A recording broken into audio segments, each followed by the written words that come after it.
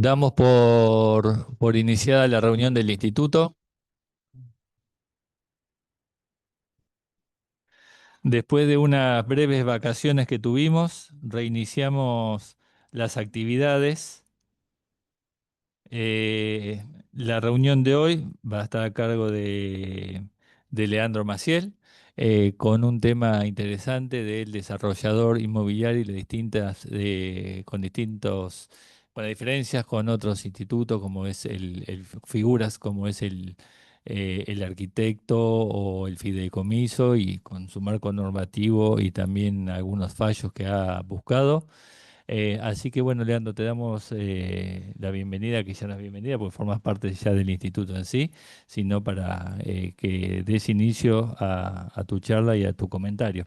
De ya, como siempre, queda abierto para todos las consultas o preguntas que quieran hacer, siéntanse en total y absoluta libertad para hacerlo. ¿Cómo les va? Buen día a todos. Bueno, gracias por venir a pesar del granizo en la zona. Bueno, hoy como me presentó Pablo, vamos a hablar un poco de la figura del desarrollador inmobiliario, los desarrolladores inmobiliarios, que hoy por hoy no es que tenemos una figura expresa, regulada, que hace relación a este nombre de desarrollador, pero que obviamente todos conocemos, ¿sí? Antes que nada, bueno, ¿qué entendemos por desarrollador? Todos por ahí asociamos lo que es un desarrollo inmobiliario, que puede ser un edificio, un loteo, ¿sí? Pero muchas veces desconocemos quién está realmente detrás de este proyecto, ¿sí? Ahí es donde entra en juego lo que es la figura de el desarrollador propiamente dicho, que es, digamos, para entenderlo de algún modo, quien entendemos está desde el nacimiento del proyecto hasta su entrega, su culminación del desarrollo en sí, ¿no? Ahora bien, el desarrollador no siempre es una sola persona, no siempre es una sola figura, sino que intervienen diferentes factores. De hecho, creo que todos hemos pasado por enfrente a una obra, un loteo o un edificio y tenemos el típico cartel naranja y blanco que nos habla de comitente, nos habla de constructor, nos habla de arquitecto, nos habla de proyectista. Son muchísimas figuras y muchas veces esas figuras, que muchas de ellas están reguladas y otras no, encontramos a su vez que hay figuras o personas jurídicas, como puede ser una SRL o un mismo fideicomiso, y que a su vez nada tiene que ver muchas veces con quién es la persona que realmente está detrás de ese proyecto, ¿sí? No solo lo que obviamente hoy por hoy tenemos regulado, ¿sí? Es la figura del fiduciario, ¿sí? El contrato de fideicomiso, que todos lo conocemos, y sabemos los alcances, por ejemplo, de la responsabilidad del fiduciario, ¿sí? La cual, bueno, obviamente va a responder con el patrimonio del fideicomiso, salvo, bueno, alguna negligencia, culpa grave o un dolo, en el cual se podría, en el caso de un daño o una afectación a un tercero, por responsabilidad contractual o extracontractual eventualmente, responder con su patrimonio personal. Muy vinculado al fiduciario, ¿sí? Que puede ser, como dije antes, una persona física o jurídica, tenemos al contratista en los proyectos, ¿sí?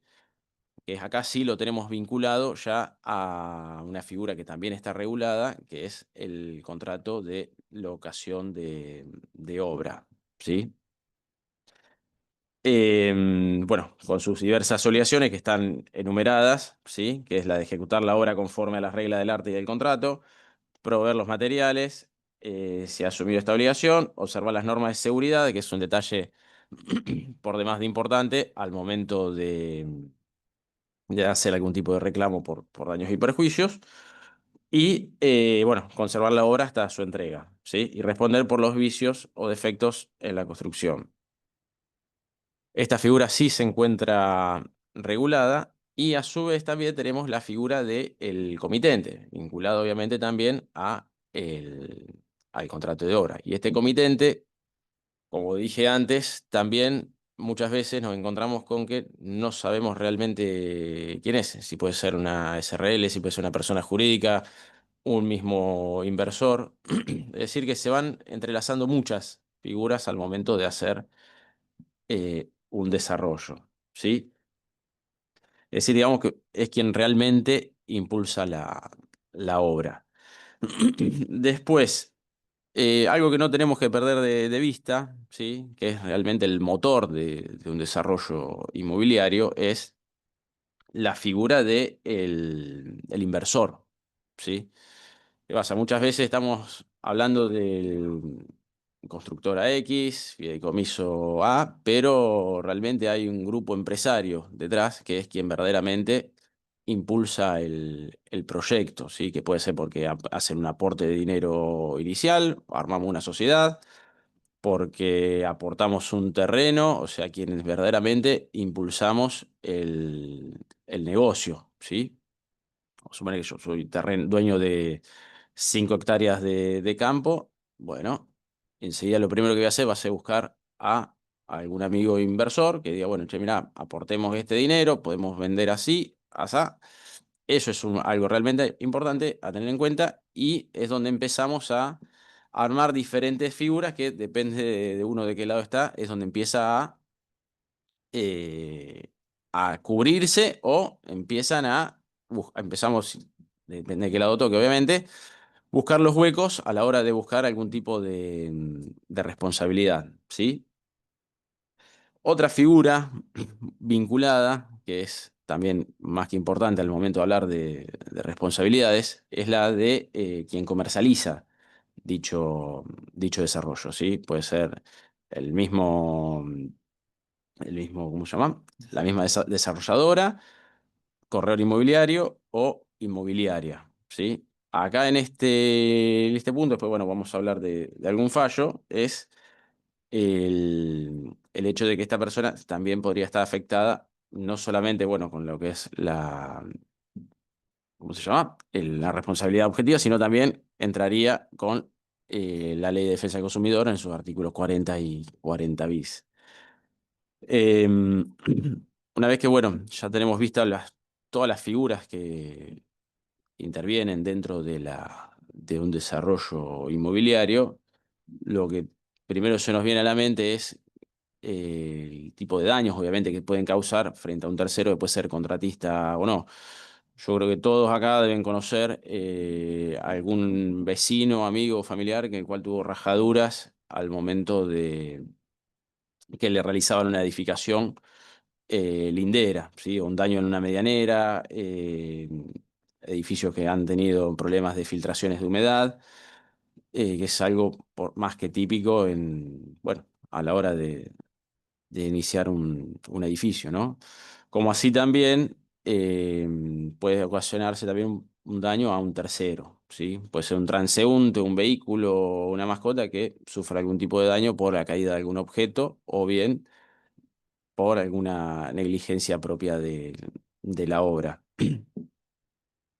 Eh, ahora bien, el problema es cuando suceden estos hechos, a ver, con todas estas personas o figuras o personas jurídicas que intervienen en la obra, ¿a quién se contrata y cuáles son las leyes o los artículos que me permiten formalizar algún tipo de reclamo, ¿no? Para hacerlo un poco más complejo con algo que hablaba antes, muchas veces nos vamos a encontrar con que tenemos la presencia vamos a poner un edificio y tenemos fideicomiso X, ¿no? La constructora que puede ser que no sea la misma del fideicomiso. Muchas veces lo que se hace es contratar a una constructora que por un determinado dinero por metro cuadrado son ellos mismos los que se encargan de edificar el 100% de la obra, ¿sí? El fiduciario, la verdad, acá es poca, digamos, la tarea que tiene en sí al momento de llevar adelante el desarrollo, ¿sí? Dado que lo que se hace, bueno, con el dinero de los fiduciantes, se contrata a la constructora, ¿sí? Y por otro lado también tenemos la comercialización de una inmobiliaria, ¿no? Bueno, la gran pregunta es esta. ¿Cómo arrancar? Obviamente, bueno, lo primero que haríamos es demandar a todos, ¿no? Pero eso es lo primero, pero bueno, también hay que ver los alcances de determinados tipos de responsabilidades. Em, si ya tenemos identificada, por ejemplo, quién es la figura puntual del desarrollador, obviamente va a ser esta persona la que va a ser demandada, bueno, por la organización general del desarrollo y lo que sería la coordinación propia del proyecto, ¿sí? En el caso, bueno, de alguna negligencia o si hubiese un tipo de daño efectuado. También puede coincidir, obviamente, con la figura del fiduciario, que obviamente es quien nos suscribe un contrato de fideicomiso, si fuese la figura por la cual se instrumentaron las ventas. Y también, bueno, podríamos llegar a demandar a la constructora para el caso de, bueno, que encontremos con algún vicio oculto o daños en la ejecución o en la ejecución de la obra, ¿sí? Y también, con lo que hablábamos antes, tenemos a las inmobiliarias o quienes comercializan el proyecto por también tener su deber de informar debidamente la ejecución concreta de cómo va a ser esa obra. Podemos hablar desde los metros cuadrados hasta el plazo, hasta eh, cualquier otra infinidad de opciones en base a las publicaciones que se hayan realizado. Un caso puntual que tengo parte del fallo, después me comprometo a compartirlo, fue el caso en Mar del Plata, en la Cámara de Apelaciones de Mar del Plata, en la cual un edificio en obra nunca se llevó a cabo. Se disolvió el fideicomiso, la constructora quebró, desapareció y al único que verdaderamente se le pudo reclamar algo fue a quien lo comercializó, ¿sí? Eh, Así que bueno, por demás de importante la ley de defensa del consumidor aplicada al caso concreto, porque podemos tener todas las herramientas para hacer los reclamos, pero si no tenemos a quién reclamarle, va a ser por demás de difícil ejecutarlo, ¿sí? Eh, lo que, para tener en cuenta, obviamente, dónde nos generan dónde tenemos los fundamentos para realizar las demandas correspondientes, lo hemos hablado en alguna oportunidad, en base a la responsabilidad objetiva, ¿sí? Que es el daño causado por el riesgo o vicio de la cosa que tienen bajo su guarda, salvo que por ahí, bueno, la culpa de la víctima o de un tercero por quien no responder. Esto lo dice bien claro el artículo 1757 de nuestro Código Civil y Comercial.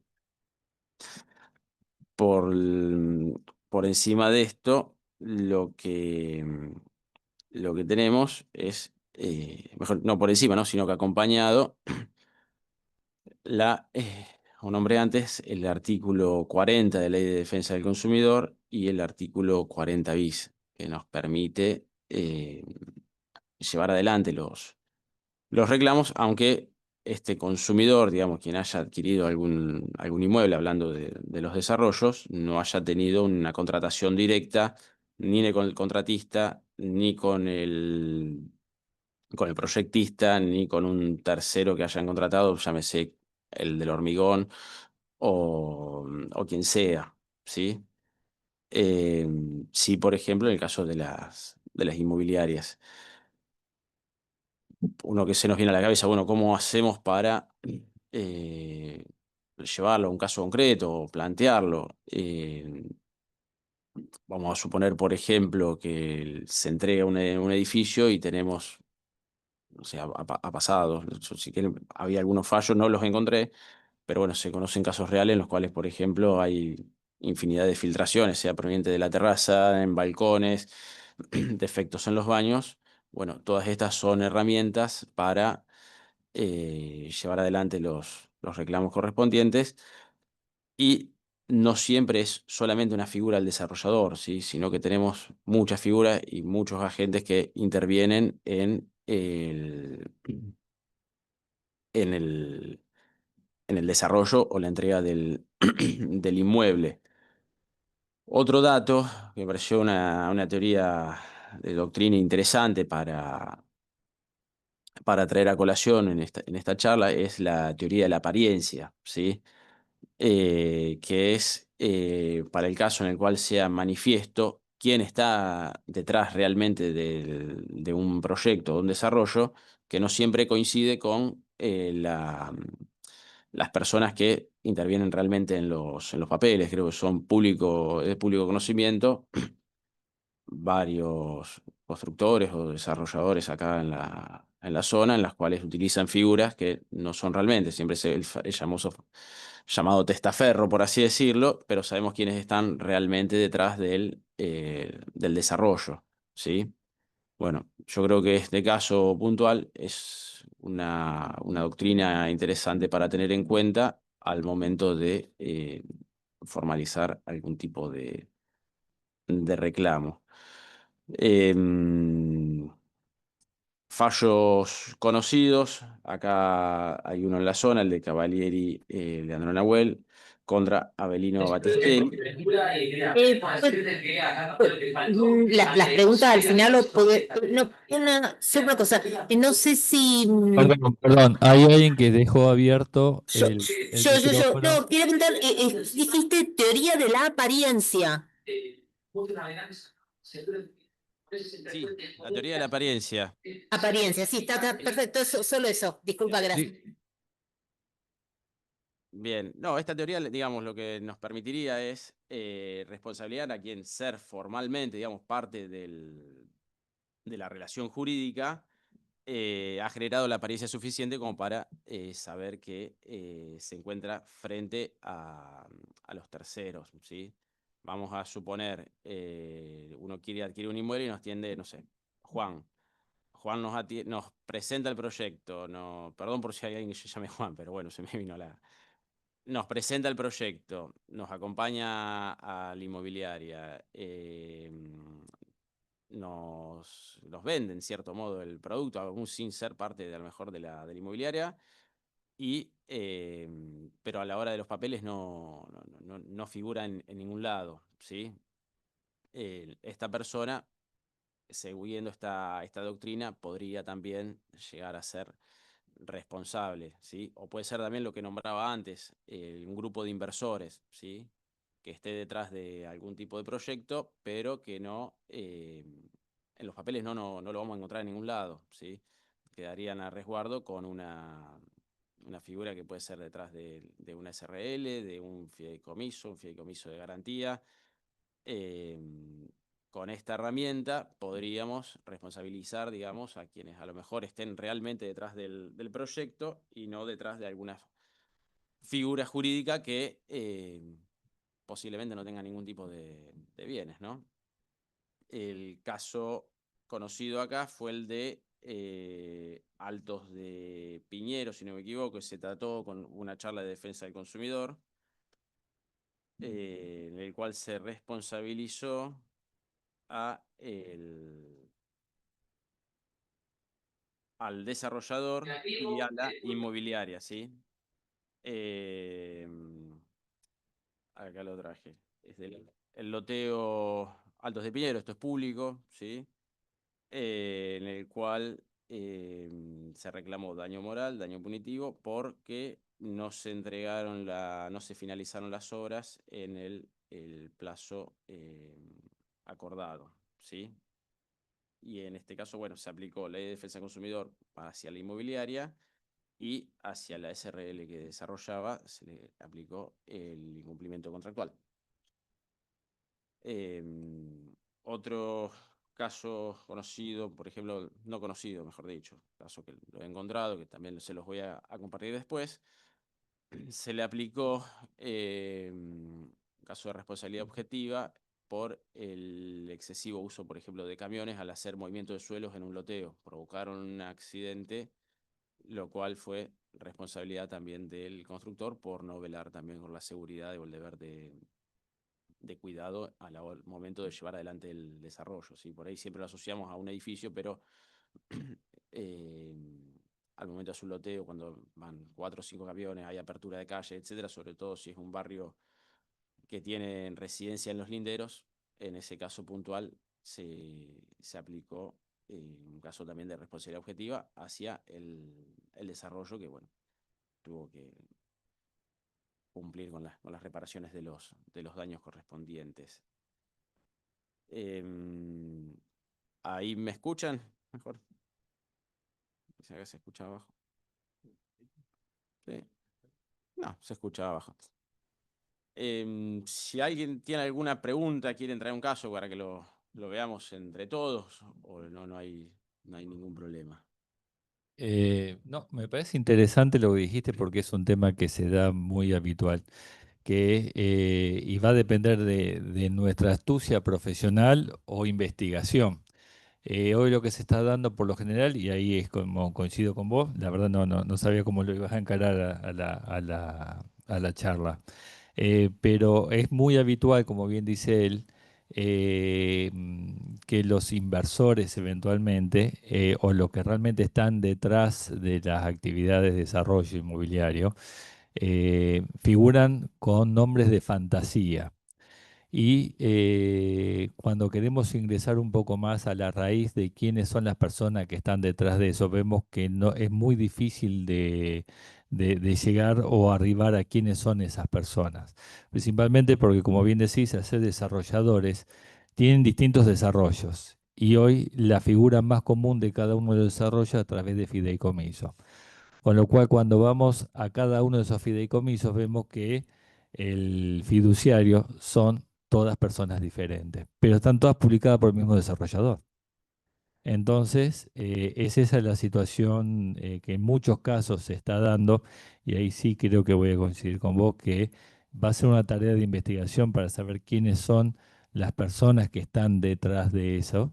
Inclusive, una de las nuevas formas que he estado viendo es la incorporación a través de sociedades anónimas simplificadas, las SAS, que también se juntan como para eludir, estimo yo, o haber responsabilidad. No significa que haya incumplimientos, no me malentienda, sino que cuando uno quiere ver por ahí que están publicadas o ir contra un determinado desarrollador y que ese desarrollador figura a través de una nombre de fantasía, tratar de identificar quién está detrás de eso, y por ahí ese desarrollador tiene 6, 7, 8, 10 fideicomisos que están publicando y que señalan como que lo están desarrollando.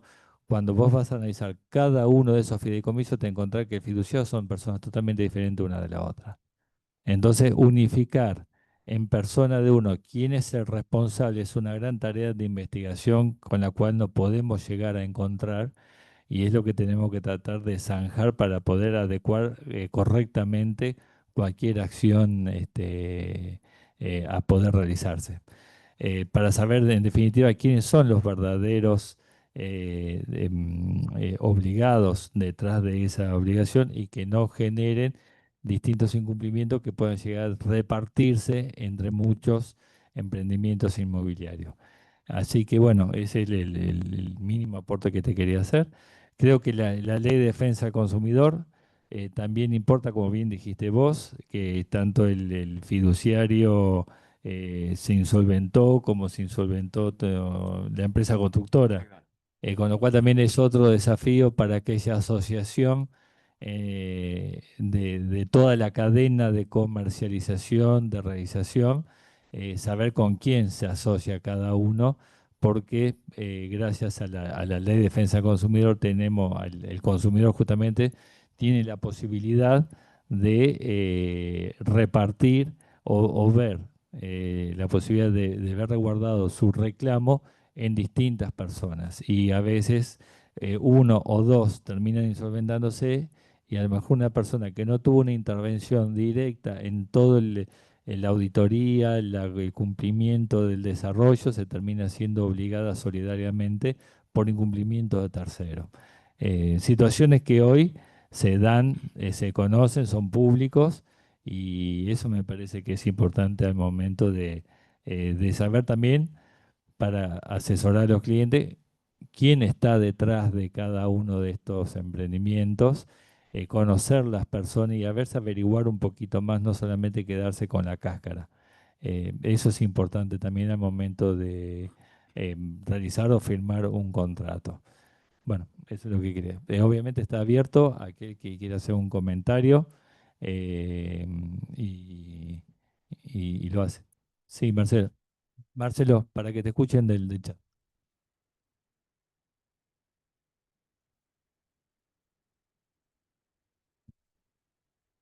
Bueno, creo que cuando uno se va a adherir a un emprendimiento de estas características, que sabemos que hay que desarrollarlo y llevarlo para adelante, cada persona tendrá que hacer las averiguaciones de quién está atrás de esto, porque después cuando vos te metés y encontrás gente que se va desapareciendo, por ahí uno hizo pagos importantes o los que haya hecho. Entonces creo que la averiguación de que quien se mete en un emprendimiento de esto sepa quién está atrás es fundamental. Después que correrá la suerte, ¿no? De que se vaya dando. Pero bueno, es una tarea fundamental. Sí, Marcelo, acá igualmente lo que tenemos que tener en cuenta es que creo que a todos los que estamos acá y la gente que se ha conectado, la consulta llega después. Muy pocas veces investigan antes. Yo creo que ahí, si hay corredores inmobiliarios, creo que es tarea también del corredor, o los que estamos acá presentes, de investigar bien qué figura hay detrás al momento de comercializar. Y como decía Paulo, es importante la tarea de investigación, ¿sí? Posterior, para saber quiénes están realmente detrás de un desarrollo inmobiliario, ¿no? A veces está bien, Marcelo, tengo acá. A veces la situación que se da es justamente eso, es el corredor inmobiliario, por iniciar por el corredor inmobiliario, podemos iniciar por el constructor, podemos iniciar por cualquiera. Se asocia o ve los papeles, toma su diligencia y efectivamente es así, pero llega hasta la figura originaria del fiduciario o el fiduciante y el fiduciario. Pero por ahí quien publica y es el desarrollador o es el artífice, por así decirlo, de todo ese desarrollo, es, o está inclusive publica, otra persona con un nombre de fantasía que no es muy difícil de identificar. Lo que sí está claro, y si podemos llegar a la investigación, es quién es fiduciario, porque hay una escritura, hay un fideicomiso armado, pero a veces la figura del fiduciario es difícil encauzarla o conexarla en cierta forma, hacer la conexidad correspondiente con la persona o el desarrollador inmobiliario o los inversores, como bien dice él. Eh, y siempre, digamos, la situación corta ahí. O ahí, hasta ahí se puede llegar, digamos. Tratar de ampliar un poco más de quiénes son detrás de una figura que está con un nombre de fantasía, es muy difícil encontrarlo. Te digo, tengo un caso y estoy averiguando y no puedo llegar al nombre que me diga quién es el titular de ese nombre de fantasía. Eh, entonces, bueno, ahí está la situación para poder, que esto es un desafío profesional hacerlo porque importan muchas averiguaciones, ir un poco más al fideicomiso, porque también es difícil a veces hacerse del fideicomiso propiamente dicho, y ni te digo de saber quiénes son todas las personas que conforman el fideicomiso para ver si en el medio algunos nombres se cruzan, se entrecruzan y podemos generar una situación. Pero esa es la situación por ahí que uno profesional, como experiencia lo planteo, no como un caso judicial ni práctico, eh, sino como para, esos son los desafíos que nos tenemos que encontrar para poder avanzar adecuadamente, porque si no los vamos a ver adecuados, ¿qué tal?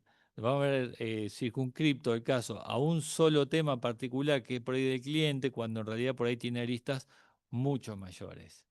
Eh, Eso lo planteo como para al momento de llegar a una consulta analicen el tema con un poco más de amplitud.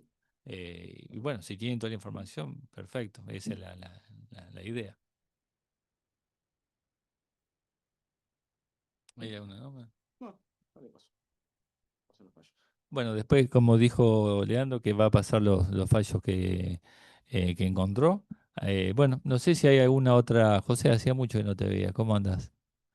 Este, ¿alguna otra consulta que quieran desarrollar? Sí, O- quería, si puedo hacer la pregunta ahora.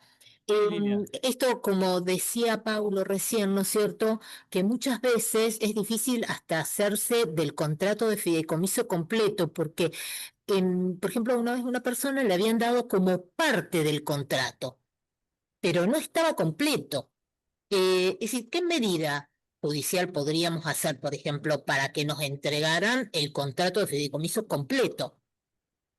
Un aseguramiento de prueba o una medida preparatoria con intimación al acompañar toda la documentación. Bien, gracias.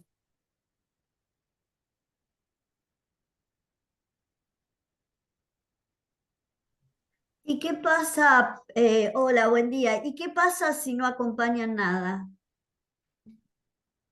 Y tenés que seguir, buscar un poco más, seguir con a ver, tener los apercibimientos propiamente dicho y en su caso tendrás que iniciar la demanda o eventualmente si ves que hay alguna cuestión, iniciar correspondiente denuncia penal con las órdenes de allanamiento en búsqueda de dicha documentación. Obviamente hay que ver de qué se trata, ¿no? Y por ahí estamos generalizando y después cada una de las cuestiones son diferentes. Distinto es un emprendimiento que recién se inicia y que está parado. Otro puede llegar a ser algo que ya está terminado y simplemente quedan algunas cuestiones como dijo Leandro, de filtración o de rotura de caño o problemas estéticos a lo mejor. Por eso hay que ver en cada caso particular en qué punto estamos del desarrollo, si ya está de iniciar, si ya está iniciado y está parado, si está en continuación y se frenó, si ya está terminado y queda una cuestión eh, que eso es muy habitual y en ese sentido los desarrolladores y también los constructores, las empresas constructores saben que tienen igualmente la responsabilidad eh, luego de haber terminado luego de haber terminado, en el caso de un edificio, luego de haber terminado el inmueble propiamente dicho. Pero bueno, también esto se da en los nuevos desarrollos y por eso hay que prestar mucha atención de los desarrollos inmobiliarios en grandes extensiones como son los barrios, los nuevos barrios. Estar antes de ingresar, tomar adecuada atención si han cumplido con todas las normativas de la municipalidad, de todos los trabajos que tienen que hacer, ya sea de movimiento, de electricidad, de agua, si tienen los permisos municipales correspondientes.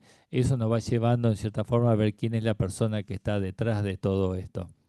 Eh, y con independencia si qué figura legal efectivamente, si es a través de un fideicomiso o en virtud de cómo lo están implementando cada uno de los desarrollos que tienen distintas formas. La mayoría son fideicomisos.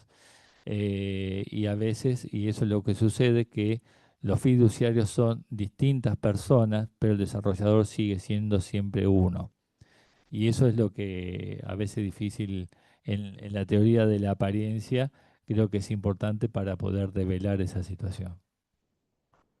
Que- Bueno, quería agregar una cosita ahí en la parte de los fideicomisos que estaban planteando cómo hacernos de la documentación. Acá en Santa Fe no se está cumpliendo una normativa que exige la creación de una sección en el registro donde esté todo documentado lo de los fideicomisos, tanto los fideicomisos como cualquier contrato de adhesión debería anotarse en el registro por la normativa, pero bueno, no está creada esa sección. Por ende, las escrituras de sesiones no se inscriben. Pero bueno, podemos recurrir, si sabemos al escribano, arrancando con una intimación al escribano o haciendo un aseguramiento de prueba en la escribanía. Igualmente, si se hace todo por escritura pública, también tenemos el respaldo en el archivo de protocolos notariales. O sea, son datos que se pueden llegar. Obviamente que por ahí no los entregan. Y también eso, lo que comentaban, lo de cuando el desarrollador es distinto al fiduciario, que en algunos casos coincide, digamos, quien inicia el proyecto de negocio como desarrollador, arma el fideicomiso y se coloca como fiduciario. Esa es la figura más sencilla y fácil, porque tenemos un fiduciario que es el desarrollador, que después contratará a terceros para llevar la obra. Pero en el caso que son terceros que están relacionados con el desarrollador. Ocurre también, me ha tocado temas donde los desarrolladores son empresas constructoras muy grandes, pero que a su vez están con muchas obras y empiezan a hacer aguas en algunas obras. Entonces, por más que uno averigüe, en algún momento las empresas también le va mal o por circunstancias del país, como sucedió ahora en estos últimos años, donde el costo de construcción aumentó en dólares muchísimo dinero en poco tiempo. Entonces los números proyectados pasaron a ser totalmente diferentes. Entonces, ese tipo de problemas, por más que uno averigüe quién está detrás y todo eso, existen y van a seguir existiendo. Es difícil llegar a toda la información. Está, digamos, está bien armado para poder cubrirse, esa es la realidad. Sí, por eso el gran desafío es investigar y llegar al núcleo de toda esa situación. Hay una consulta ahí. María. María, ¿Qué tal? Buenos días, ¿cómo están?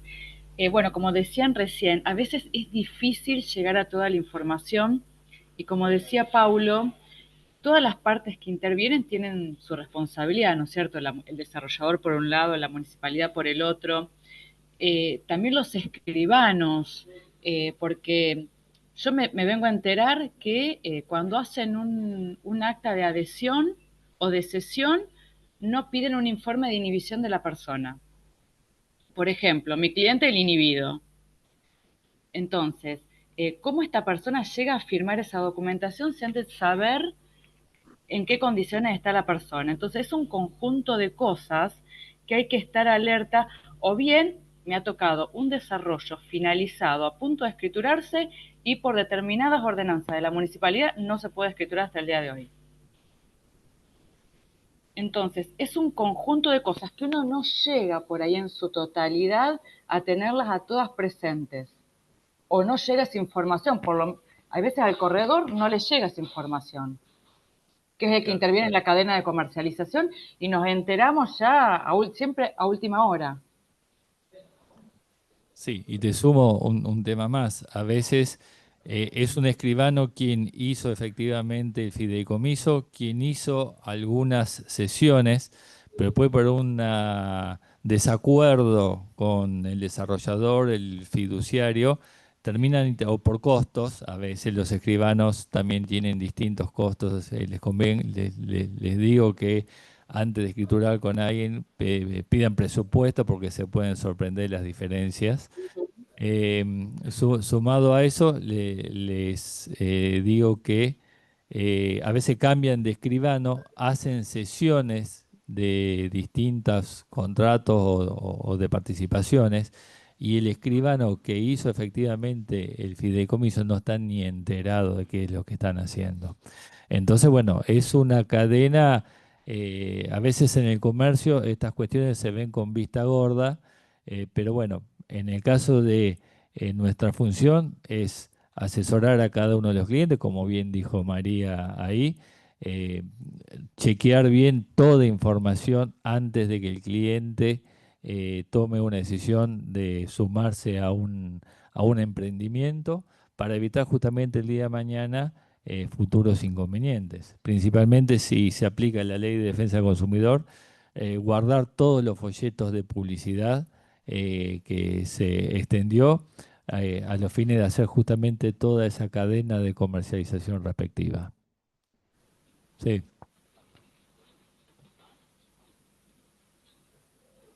No tenés conectado.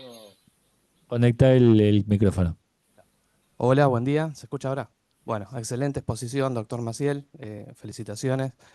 Y no, un aporte solamente que para que tengamos en cuenta también los abogados respecto a los vicios reviditorios, porque toda esta dificultad de saber quién es el responsable también nos juega en contra de los vicios reviditorios, que tenemos 3 años como plazo de caducidad y 1 año desde la manifestación del vicio para poder denunciarlo. Entonces, nosotros como abogados tenemos que, lo primero, que ver desde cuándo se manifestó el vicio para ver si estamos dentro del plazo, porque eso juega muy en contra nuestro y también hay muchas discusiones respecto al momento de la manifestación. Algunos dicen desde que se le adjudicó la unidad, desde que tomó la posesión, desde que se sometió a la propiedad horizontal, por ejemplo, para ver si hay diferencia de metraje y ese tipo de cuestiones. Entonces, eh, si llega un tema así de vicios revisitorios, para que tengan presente todos que tenemos un plazo muy exiguo y tenemos que salir rápido y el tiempo juega en nuestra contra. Bien, gracias, Hernán. Otro dato. Respondiendo es correcto lo que vos decís, pero también hay que tener en cuenta las diferencias. La diferencia es por lo general, las diferencias se dan al momento de la escrituración o principalmente en lo que es pH propiamente dicho, cuando se hace la escritura de adjudicación de cada unidad. ¿Por qué? Porque puede haber diferencias entre el boleto de sesión, que a veces es en cierta forma muy exiguo en cuanto a lo que es el metraje, es muy general y siempre tiene un más o un menos, te lo dicen proporcional, no te lo dicen con exactitud, que cuando se hace efectivamente la escritura de adjudicación, porque ahí sí, al momento de firmarse la escritura de adjudicación, el escribano se basa principalmente en el plano de final de obra aprobado. Con ese plano de final de obra aprobado es el que determina cuál es el metraje exacto. Y el tiempo que empieza a correr la prescripción es el momento de la firma de adjudicación del inmueble, de dicha escritura de adjudicación. Pero es correcto lo que vos decís. Pero desde cuándo se toma, efectivamente es desde la fecha de la firma de adjudicación de la unidad, que ya digamos se puso fin al fideicomiso, se firmó el reglamento de copropiedad horizontal y conjuntamente con ello se firma la escritura de adjudicación de la unidad. Ahí, en esa escritura, hemos visto ya más de, no tengo que decir que uno ha visto las escrituras, te dice específicamente la cantidad de metros cuadrados que tiene, comunes, propios, y bueno, sobre eso hay que determinarlo, ver conforme a eso el contrato que se firmó y ahí evaluar si existe más o menos, porque por lo general muchas a la empresa te dice, tenés una unidad de 40 metros cuadrados y ahí te sumaron medianera, te sumaron espacios comunes, te sumaron un montón, y cuando vas a ver el departamento te encontrás que realmente tiene 25 metros cuadrados. Es decir, te cobraron casi 15 metros cuadrados más a valor normal. Eso es lo que hay que tener en consideración al respecto. Un dato que quería agregar, Pablo, un poco lo que dijiste antes, para saber quién está realmente detrás de un desarrollo. Hoy por hoy una gran herramienta que tenemos son las redes sociales, ¿sí? Hoy todo el mundo ha visto, se han viralizado en videos donde se muestran las obras, los loteos y demás, y muchas veces ahí donde realmente también está la prueba de quiénes son las personas que están detrás de un determinado desarrollo, que no es el nombre de fantasía después que aparece al momento de suscribir una adhesión o un contrato, ¿no? Sí, y te doy un poco más. A veces tienen contacto con las redes sociales, tienen página web, pero no tienen quiénes somos, o quién está a cargo, o quién es el titular. Y estamos hablando de empresas que tienen un logo de fantasía, ¿verdad? Y ahí es donde el primer punto para empezar a consultar o a preguntar cómo viene la cuestión. Y ahí es donde se empieza a debatir la tarea de investigación nuestra de quién está detrás de todo esto. Que no es, te puedo asegurar que no es una tarea sencilla, ¿eh?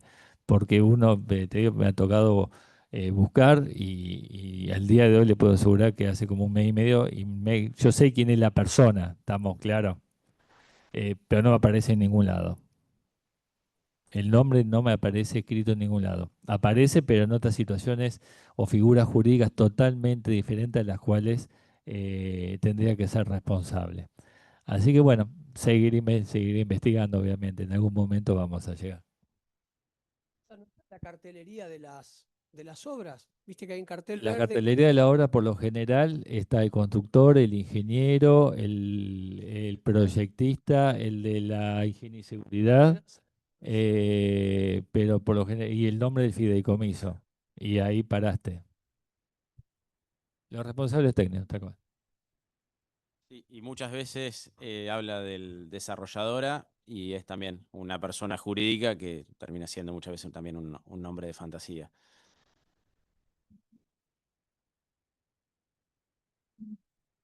Ahí tiene una consulta. Bueno, si alguien más tiene alguna consulta que quiera compartir, si consideramos que el tema lo tenemos zanjado, alguna consulta de algún otro tema que le haya estado pasando con las nuevas cambios ya en materia de recurso de apelación efectiva en el mes de julio. Todavía nadie pensó en un recurso de apelación, por lo que visto. Le están corriendo los plazos, tienen 20 días, así que todavía están ahí, están con los plazos.